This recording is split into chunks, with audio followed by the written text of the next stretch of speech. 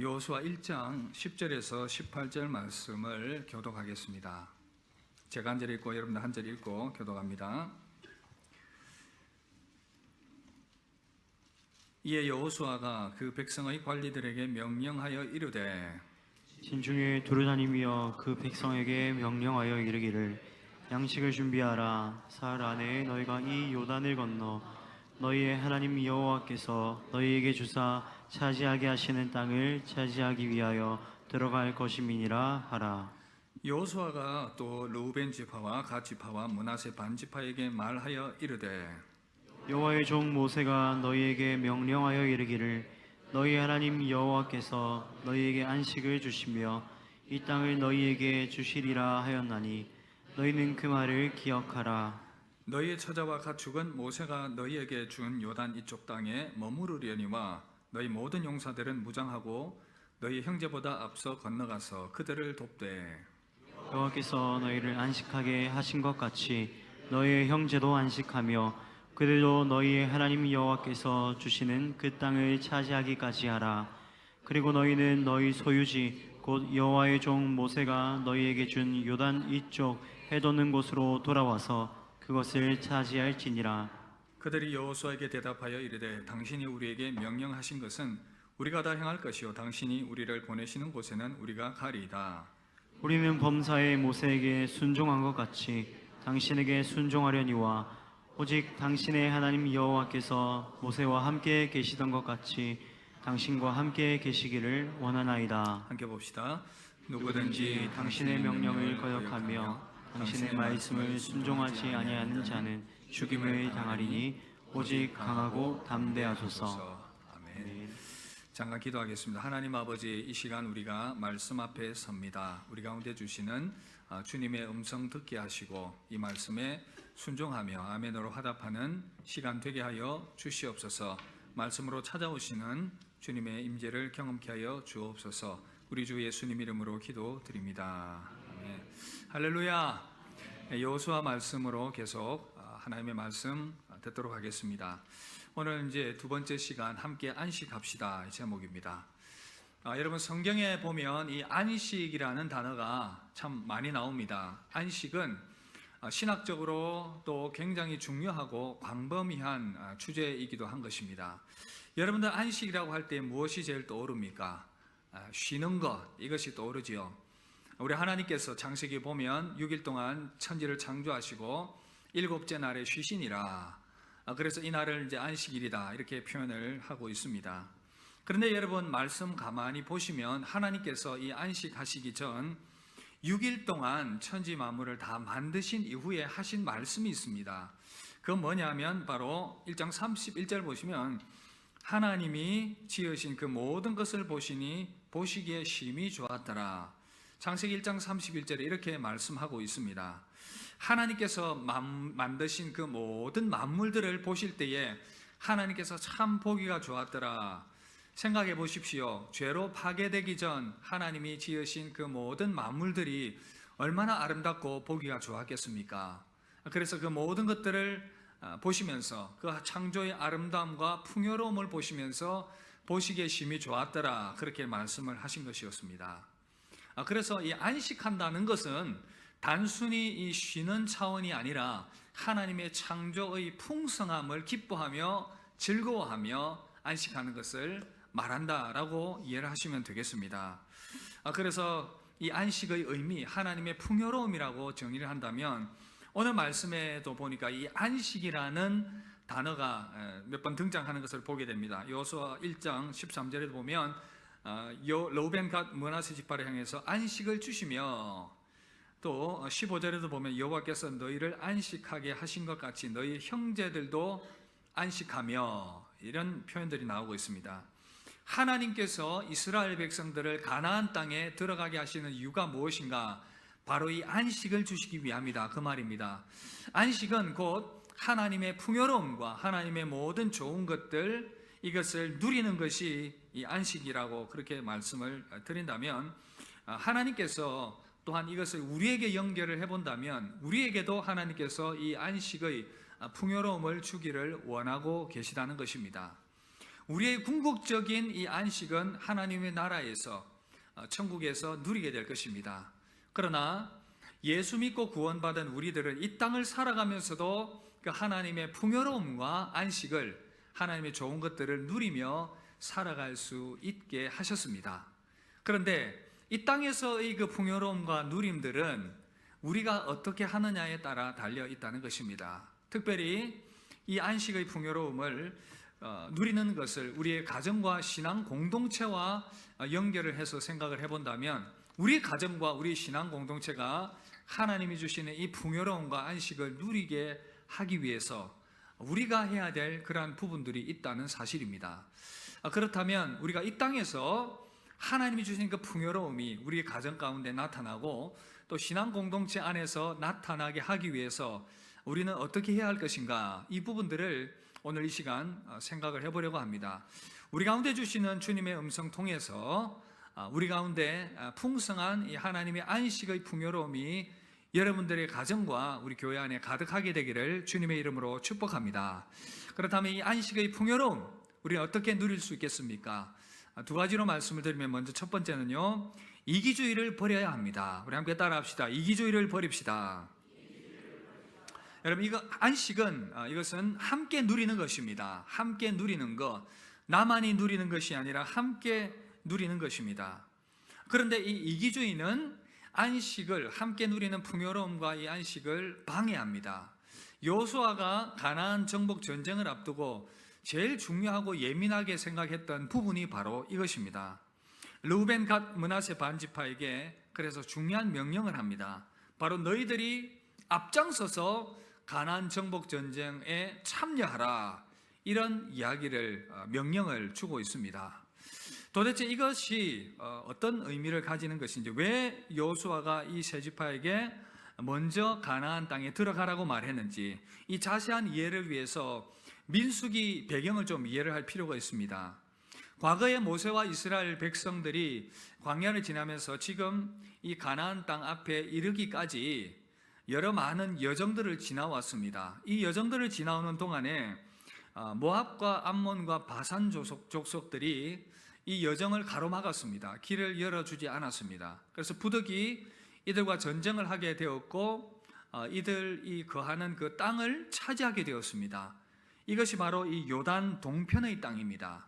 그래서 요단강이 가운데로 있으면 요단 동편이 있고 요단 서편이 있는데, 정복해야 될 이 땅은 요단강을 중심으로 이 서쪽에 있는 땅들입니다. 그런데 먼저 이 요단 동편을 점령을 하게 되었습니다. 함께 이렇게 점령을 했는데 막상 그 땅을 차지하고 보니 굉장히 비옥한 땅입니다. 목축하기가 너무나도 좋은 땅이었던 것입니다. 그래서 오늘 말씀해 보니까 르우벤 갓 므낫세 반지파가 목축할 그런 이 가축들이 많이 있는 것입니다. 그래서 자기들이 딱 보니까 이곳이 정착하고 머무르기가 참 좋은 곳이다 생각을 하고는 모세에게 이야기를 합니다. 민수기 32장 5절 보시면, 또 이르되 우리가 만일 당신에게 은혜를 입었으면 이 땅을 당신의 종들에게 그들의 소유로 주시고 우리에게 요단강을 건너지 않게 하소서. 이들이 지금 요단강, 그러니까 이 서쪽 이 정복 전쟁을 참여하지 않게 해달라고 요청을 하는 것입니다. 우리는 이미 이제 요단 동편 땅을 얻었기 때문에 굳이 건너지 않도록 해 주십시오, 그런 얘기를 하는 것입니다. 지금 나는 얻을 땅을 얻었으니 전쟁에 참여하지 않겠습니다 라는 말처럼 들리는 것입니다. 그래서 여기에 대해서 모세가 많이 화가 났죠. 약속의 땅은 함께 들어가야 합니다. 자기들의 정착지가 마련되었다고 구경하고 있으면 어떻게 되겠습니까? 마음이 상합니다. 함께 전쟁하며 나가야 되는데 이 완전히 공동체 분위기가 엉망이 되는 것이겠죠. 나는 더 이상 얻을 땅도 없고 누구는 피 흘리며 싸우는데 나는 내 알 바 아니니 수고들 하라, 이렇게 말하게 될 때에 얼마나 마음이 상하겠습니까? 여러분, 우리 믿음이 참 간사할 때가 많이 있습니다. 원하는 것을 얻기 전에 하나님께 참 간절했는데 막상 원하는 것을 딱 얻고 나니 마음이 바뀌어버리는 것입니다. 탈무드에 이런 이야기가 있습니다. 어떤 유대인이 항해를 하고 있었습니다. 폭풍을 만나 거의 죽게 되었습니다. 이 사람이 기도합니다. 하나님 살려만 주시면 11조를 꼬박꼬박 드리겠습니다. 이 이야기입니다. 그러나 여전히 폭풍우가 거셉니다. 다시 기도합니다. 하나님 살려만 주시면 제 재산의 절반을 드리겠습니다. 그런데도 폭풍이 멈추지 않습니다. 이 사람이 또 기도합니다. 하나님 제발 살려주시면 재산 전부를 드리겠습니다. 그랬더니 폭풍우가 잠잠해지기 시작합니다. 그때 유대인이 생각해보니 야, 기도를 내가 너무 좀 과하게 한 것 같다. 그리고는 하나님께 다시 기도합니다. 하나님 아시지요? 제가 아까는 너무 급해서 정신이 없어서 그렇게 기도를 한 것 같습니다. 그러자 갑자기 또 하늘이 어두워지기 시작하면서 천둥이 치면서 바람이 막 불기 시작합니다. 다급해진 이 사람이 이렇게 기도합니다. 하나님 농담도 못합니까? 원하는 것을 얻었다는 것이죠. 이제 더 이상 얻을 것이 없다. 그런 마음이 바뀐 풍자한 이야기입니다. 여러분 이기심이 왜 문제가 되겠습니까? 두 가지입니다. 하나는 사람들이 마음을 상하게 합니다. 또 하나는 하나님이 기뻐하지 않는다는 것이죠. 오늘 이 말씀에 보니까 모세가 민수기 그 말씀을 보시면 32장 6절 7절 이렇게 말합니다. 모세가 갓 자손과 르우벤 자손에게 이르되 너희 형제들은 싸우러 가거늘 너희는 여기 앉아 있고자 하느냐? 너희가 어찌하여 이스라엘 자손에게 낙심하게 하여서 여호와께서 그들에게 주신 땅으로 건너갈 수 없게 하려 하느냐?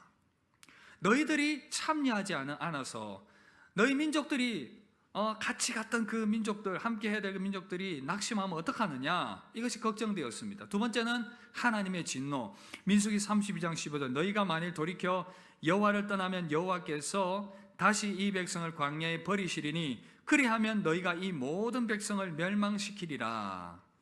모세에게는 트라우마가 있었습니다. 40년 전에 이스라엘 백성들의 12명 정탐꾼을 보냈는데 의견이 다 달랐습니다. 10명은 정복 불가, 너무 힘든 전쟁이다. 2명은 가능합니다. 이 두 의견들이 나누어져 가지고는 어떻게 되었습니까?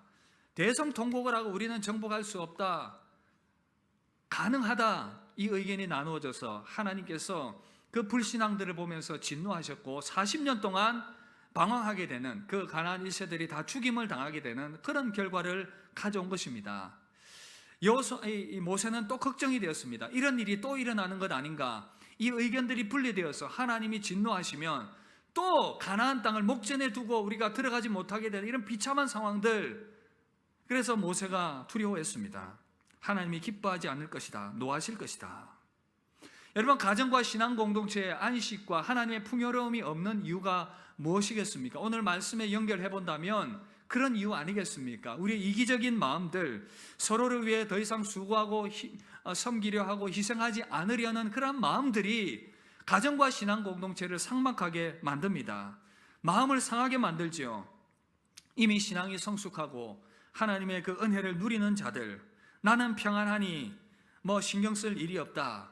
그래서 눈물 흘리는 지체들의 눈물을 외면하고 그 함께 협력하지 않으려는 모습들이 강하게 나타나게 될 때에 가정과 신앙 공동체가 위기를 경험하게 됩니다. 함께 아픔을 공감하고 나누며 함께 눈물을 흘릴 줄 아는, 그럴 때에 참된 하나님의 풍성함과 안식이 있습니다. 이기심이 너무 발동이 되면 하나님의 그 풍요로움과 안식은 가정과 공동체 안에서 결코 누려질 수가 없다는 것입니다. 14세기 100년 전쟁 당시 이야기인데 프랑스 도시 칼레가 영국군에게 포위를 당합니다. 1347년 프랑스 칼레가 영국의 거센 공격을 막아냈지만 결국 항복을 하게 되었습니다. 이후에 프랑스 칼레시가 항복 사절단을 영국에 보내어서 자비를 구합니다. 그때 영국 에드워드 3세가 이들 사절단에게 조건을 내겁니다. 너희들 모든 시민의 목숨을 살려줄 테니 조건이 있다. 대표 6명을 대신 목을 메어 처형해야 한다. 이 이야기가 들리자 칼레시가 완전히 혼란에 빠졌습니다. 누가 앞장서서 목숨을 내놓을 것인가? 모두 머뭇거리는 상황에서 칼레시에서 가장 부자인 웨스타슈 드 생피에르, 프랑스입니다. 굉장히 또 이름 복잡한데 이분이 처형을 자청하게 됩니다.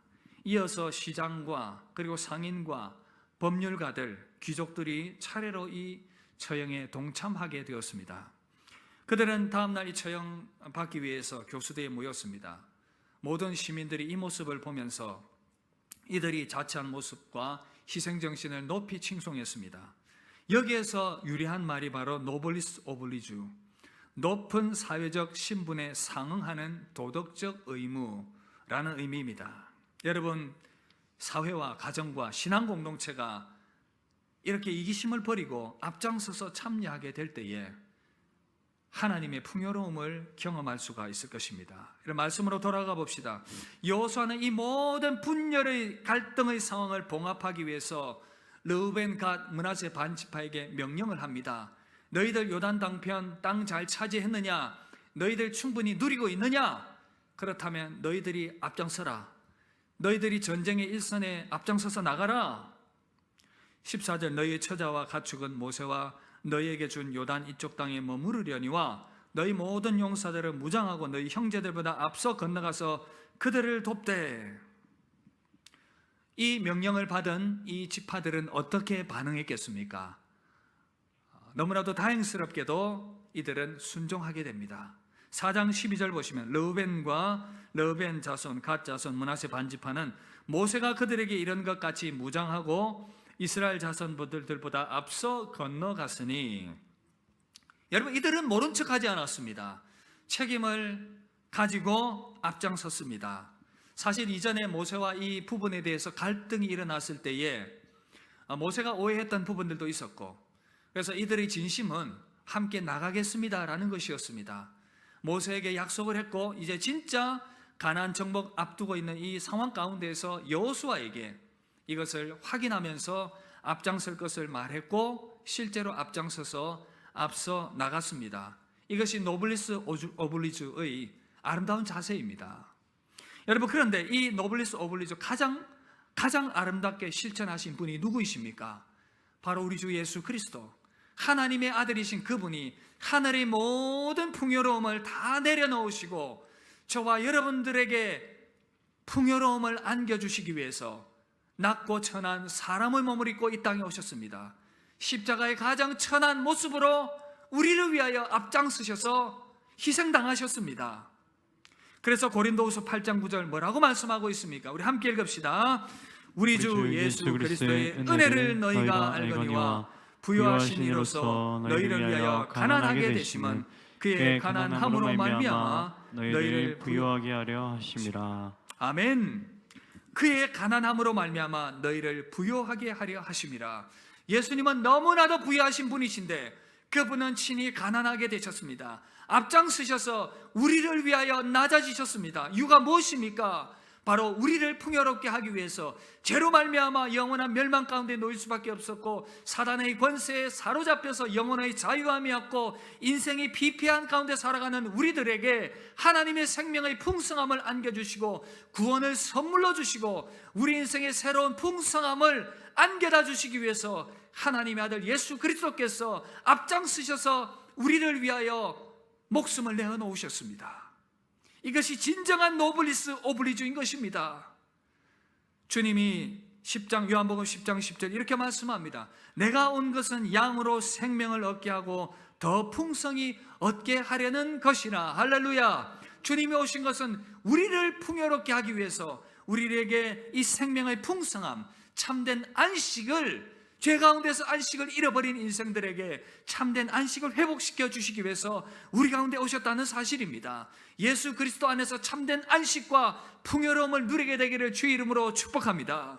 여러분, 우리 가정 가운데, 우리 교회 안에, 신앙 공동체 안에서 이 모습들이 아름답게 나타나길 원합니다. 노블리스 오블리주의 모습들, 우리는 이제 그 주님의 사랑을 받았고 그 주님의 은혜를 덧입었기 때문에 우리가 이것을 한번 실천해 보자고요.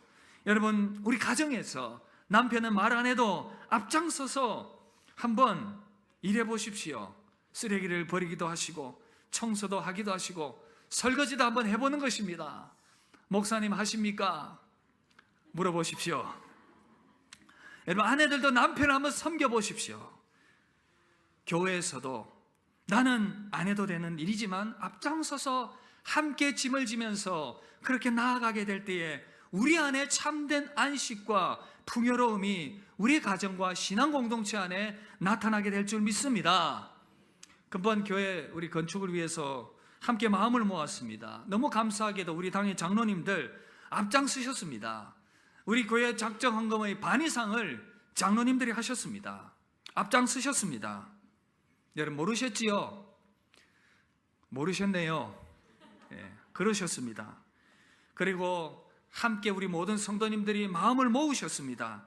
보이지 않는 곳에서 정말 정성을 다해서 함께 마음을 모으고 함께 참여하신 그런 마음도 너무 감사드립니다. 이뿐 아니라 우리가 함께 신앙 공동체를 세워가면서 각 영역에서 이런 이기주의를 버리고 함께 서로 세워갈 때에 우리 가정과 교회가 하나님의 은혜 가운데 더욱더 풍요롭게 세워지게 될 줄 믿습니다. 안식의 풍요로움이 나타나게 될 줄 믿습니다. 그런 누림이 있게 되기를 주의 이름으로 축복합니다. 그런가 하면 안식을 누리기 위해서 우리 두 번째 생각해 봐야 될 것이 있습니다. 이기주의를 버려야 할 뿐 아니라 영적 권위를 존중해야 합니다. 함께 따라합시다. 영적 권위를 존중합시다. 하나님께서 이 가정과 신앙 공동체 안에 안식과 풍요로움을 주시기 위해서 중요하게 보시는 것이 있는데 바로 이 영적 권위에 대한 순종입니다. 여러분들에게 묻습니다. 우리의 영적 권위의 가장 궁극적 권위자가 누구이십니까? 바로 하나님이십니다.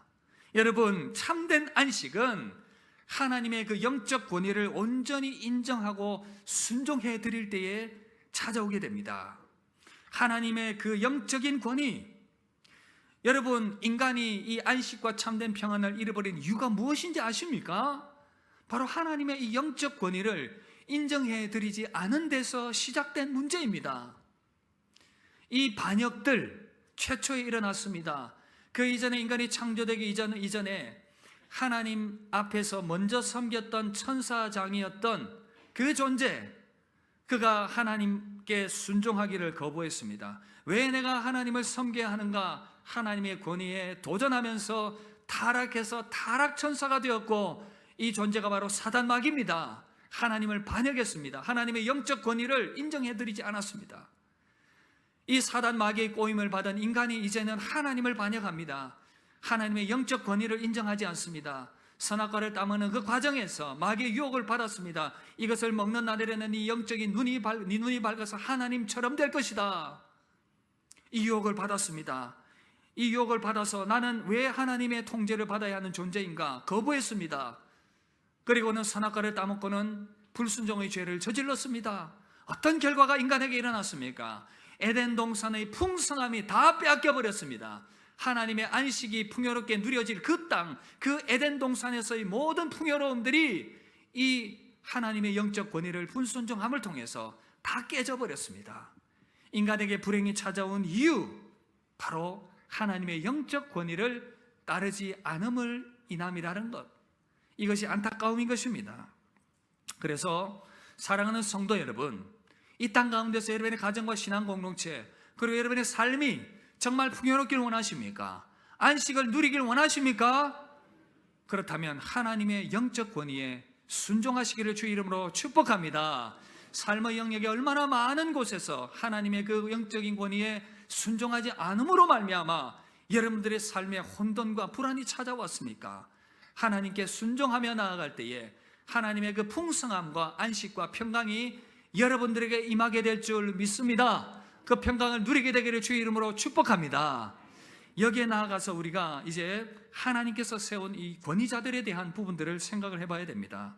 오늘 말씀 보니까 르우벤, 갓, 므낫세 반지파가 잘한 것이 있는데 바로 영적 권위에 대한 순종입니다. 16절, 그들이 여호수아에게 대답하여 이르되 당신이 우리에게 명령하신 것은 우리가 다 행할 것이요 당신이 우리를 보내시는 곳에는 우리가 가리이다. 여호수아의 리더십의 권위를 인정했습니다. 이유가 무엇일까요? 바로 그를 하나님께서 세우셨음을 알았기 때문입니다.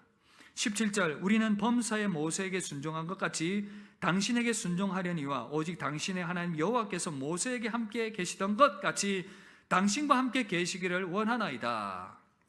이들 지파들은 하나님께서 모세를 세운 것처럼 여호수아 당신도 세운 것을 믿기 때문에 우리가 순종하겠습니다, 이런 모습들을 보였던 것입니다. 여러분, 이 시대는 탈권위 시대입니다.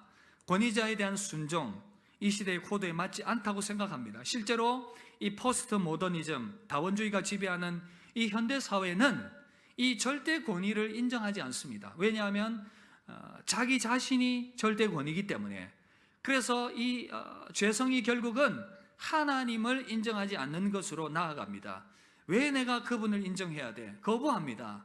무엇일까요? 바로 태초에 일어났던 그 반역의 마음이 여전히 인간의 마음에 나타나고 있고, 그것이 시대의 사상으로 이 시대에 펼쳐지고 있는 모습들, 포스트 모더니즘, 다원주의, 다 그런 이유인 것입니다. 그로 말미암아 안식을 잃어버린 인간의 내면의 상태, 하나님을 거부했는데, 그것이 자기의 자유라고 생각했는데 정작 내면은 평안을 다 잃어버린 상태가 된 것입니다. 여러분, 그래서 이 탈권위 시대, 이 권위 자체를 거부하는, 그런데 잘못된 권위주의, 이것은 성경적이지 않습니다. 자신의 이 권위와 영적 권위를 지나치게 내세우면서 무조건 순종하고 복종하라, 이 강압은 당연히 합당하지 않지요. 그런데 이 잘못된 권위주의로 이 많은 문제들이 일어난 것도 사실이지만, 합당하고 바른 권위에 대해서는 인정하고 존중함이 아름답습니다. 그래서 우리 교회는 그런 교회가 아닌 것 제가 잘 알고 있습니다. 여러분들, 제가 3년의 시간들 동안에 많이 경험을 했기 때문에. 그러나 어떤 가정과 교회, 성도들은 그런 경우가 있더라고요. 다른 헌신들 잘 하는데 이 순종에 대한 부분들, 권위에 대한 순종 굉장히 불편해합니다. 근데 나름대로 이유가 있어요. 이런 이유입니다. 세운 권위자들에 대한 염려가 많습니다. 그들이 만약 잘못된 길로 인도하면 어떻게 하느냐, 맹목적으로 사람 따르는 것은 옳지 않다, 사람을 높이면 그 사람 망치는 결과가 된다, 그러면서 여러 가지 많은 염려들, 걱정들을 합니다. 지나치게 염려하면서 이 권위자들을 도와줘야 된다, 그렇게 생각하면서 나아갈 때에 자칫 잘못하면 자신의 그러한 불행으로 이어지게 됩니다. 자기의 영적 불행으로 이어지게 되는 것이죠. 계속해서 자기의 수준에서 판단하고 정죄하는 그런 과정들 가운데서 내면의 영혼이 피폐해지게 됩니다. 그리고 신앙 공동체적으로 봐도 이것이 유익이 없는 것이, 이 권위자를 신뢰하지 못하게 되면 그 공동체가 그로 말미암아 혼란을 경험하게 된다는 사실입니다. 안식과 혼돈을 경험하게 되는 것입니다. 민수기 16장에 보면 굉장히 충격적인 사건이 소개가 되고 있는데, 바로 이 광야에서 모세를 대항했던 고라와 이 반역의 무리들입니다. 모세가 어느 날 있는데 레위 자손들인 고라를 비롯해서 사람들이 모세를 찾아왔습니다. 이렇게 말하죠. 모세와 아론, 당신들 너무 분수에 지나칩니다. 모든 회중들이 다 각각 거룩하고 하나님도 그들 중에 계신데 왜 당신들만 스스로 높입니까? 하나님께서 세운 이 모세의 합당한 권위를 짓밟으려고 하는 상황들이 펼쳐지게 됩니다. 고라와 무리들 보면서 안타까운 모세가 이렇게 말합니다. 너희가 레위 자손들로서 그래도 성막에서 가까이 봉사하고 섬기는 일이 아주 중요한데 이제 그 일이 성에 차지 않아서 제사장 자리까지 구하느냐? 모세는 어느 날 날을 정했습니다. 고라와 무리에게 향로를 가지고 향을 가지고 회막 앞으로 나오라. 그곳에서 선 모세도 화가 났고 고라 자손들도 계속 말로 대적을 합니다. 여호와의 영광과 심판이 그곳에 나타납니다. 고라를 비롯한 무리들에게 땅이 입을 벌려서 그 모든 무리들을 삼켜버리게 됩니다. 사람들은 이 광경을 보고 충격을 받게 되죠. 여러분들에게 묻습니다. 이 일이 왜 일어났습니까? 이 일이 왜 일어났습니까? 하나님께서 모세를 위해서 그렇게 했습니까? 저는 그렇지 않다고 생각합니다. 더 중요한 이유가 있습니다. 무엇이겠습니까? 바로 그 백성들을 위함입니다. 만약 계속해서 이런 일들이 일어난다면 이스라엘 백성들을 이끌고 하나님의 약속의 땅 가나안으로 들어갈 수 없습니다. 하나님께서 계획하신 그 일들이 있는데, 안식을 주시고자 하시는 그 일들이 있는데 계속해서 이런 일들이 일어나면 하나님의 일과 그 백성들에게 주시고자 하시는 그 안식과 평안의 그 약속들이 이루어지게 되지 않기 때문에 오늘 말씀도 그렇습니다. 여러분 생각해 보십시오. 하나님께서 여호수아를 통해서 이제 가나안 땅에 이들을 데리고 들어가서 하나님이 예비하신 그 풍성함과 안식을 주려는 계획들을 가지고 있는데 계속해서 여호수아를 도전하게 되면 어떤 일이 일어나게 되겠습니까? 이들을 가나안 땅으로 인도하고자 하는 하나님의 계획이 이루어지지 않게 된다는 것입니다. 그래서 하나님께서 이 세 지파들의 마음을 감동하셨고 변함없이 모세에게 순종했던 것처럼 여호수아에게도 순종할 수 있는 그런 마음을 주셨던 것입니다. 여러분, 성경은 영적 권위를 존중할 것을 말씀합니다. 로마서 13장 1절 2절을 함께 읽읍시다. 시작. 각 사람은 위에 있는 권세에 복종하라. 권세는 하나님으로부터 나지 않음이 없나니 모든 권세는 다 하나님께서 정하신 바라. 그러므로 권세를 거스르는 자는 하나님의 명을 거스르니 거스르는 자들은 심판을 자취하리라. 여러분, 왜 이렇게 말씀하시겠습니까?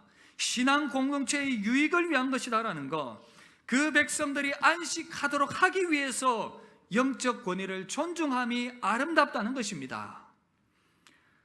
저는 우리 교회 장로님들에게 참 감사드립니다.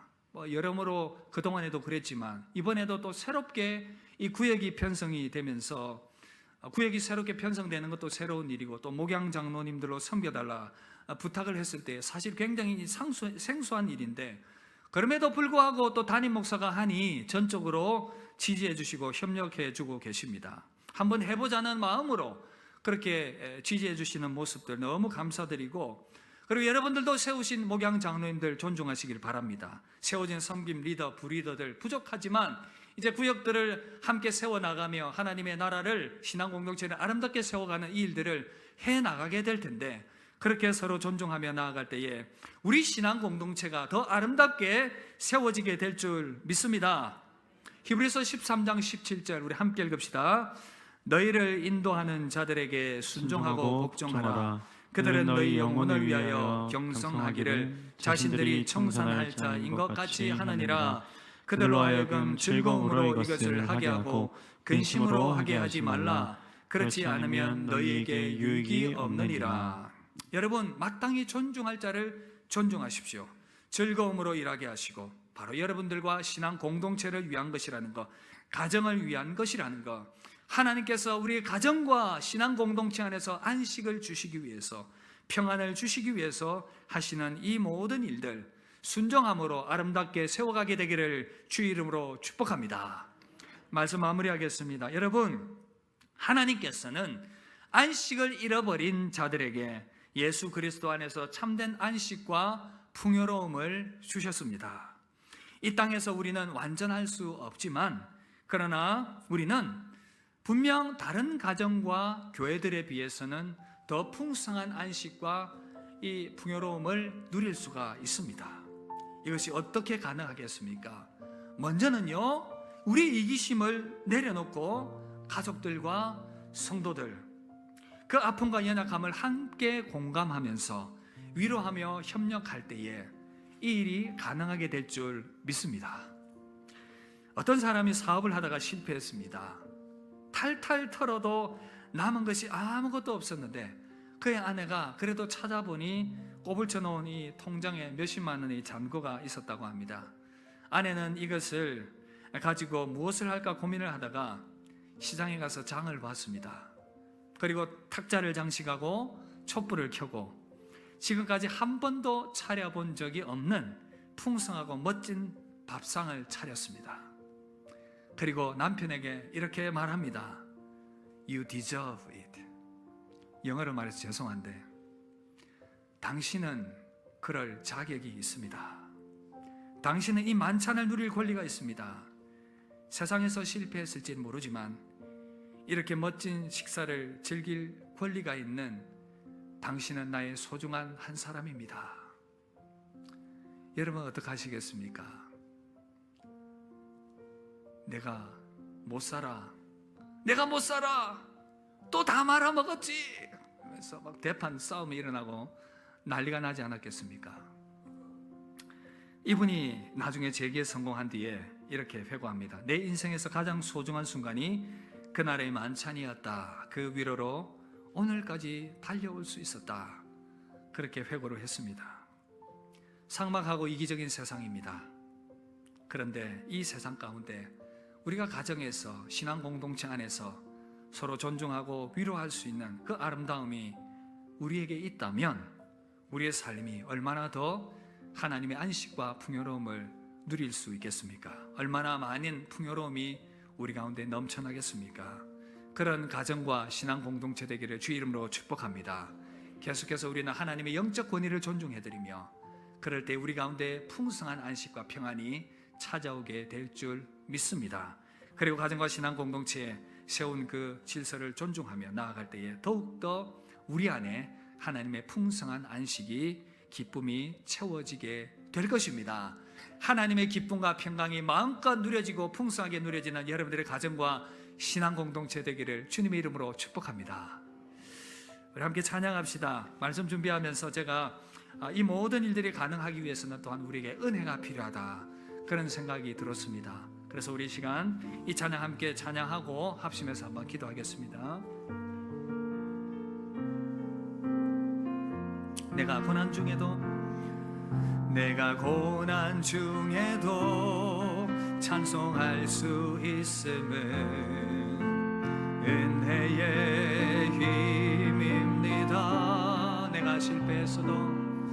내가 실패했어도 감사할 수 있음은 은혜의 힘입니다. 나를 대적하는 자 사랑할 수 있음은 은혜의 힘입니다. 내게 고통 주는 자 품어줄 수 있음은 은혜의 힘입니다. 주님의 은혜가 내 안에 들어오면 나는 날마다 기뻐집니다. 은혜 위에 은혜가 더하여 질수록 오직 주님만 바라봅니다. 내가 가진 것 없어도 행복할 수 있음은 은혜의 힘입니다. 낮고 천한 나에게 주의 능력 있음은 은혜의 힘입니다. 값진 옥합을 깨뜨려 헌신할 수 있음은 은혜의 힘입니다. 나의 생명 다하여 사명 감당한 것도 은혜의 힘입니다. 주님의 은혜가 내 안에 들어오면 모든 염려가 사라집니다. 은혜 위에 은혜가 더하여 질수록 견디고 이길 힘이 생깁니다. 여러분 이 시간 합심해서 한번 기도하며 나아갑시다. 하나님은 저와 여러분들에게 여러분들의 가정과 신앙 공동체 안에 풍성한 은혜를 예비하고 계십니다. 우리의 삶에 풍성하고 좋은 것들을 예비하고 계십니다. 이것을 누리기 위해서 우리가 신앙 공동체 안에서 또한 가정 안에서 필요한 것은 바로 이기주의를 내려놓는 것입니다. 이기주의를 내려놓고 서로를 세워가며 협력하며 존중해 나가는 이런 모든 모습들 우리에게 필요합니다. 그럴 때에 하나님의 은혜의 풍성함, 삶에 베풀어지는 그 풍성한 은혜가 임하게 될 줄 믿습니다. 또한 하나님의 그 영적 권위를 인정해드리는 그 삶의 자세 가운데 또한 하나님의 안식과 풍성함이 이루어지게 될 줄 믿습니다. 또한 영적 권위 가운데 세운 질서 가운데 존중하는 그런 모습들 여러분의 가정과 신앙 공동체의 풍성함이 예비된 하나님의 선한 길인 줄 믿습니다. 이 시간 합심하여 한번 기도합시다. 하나님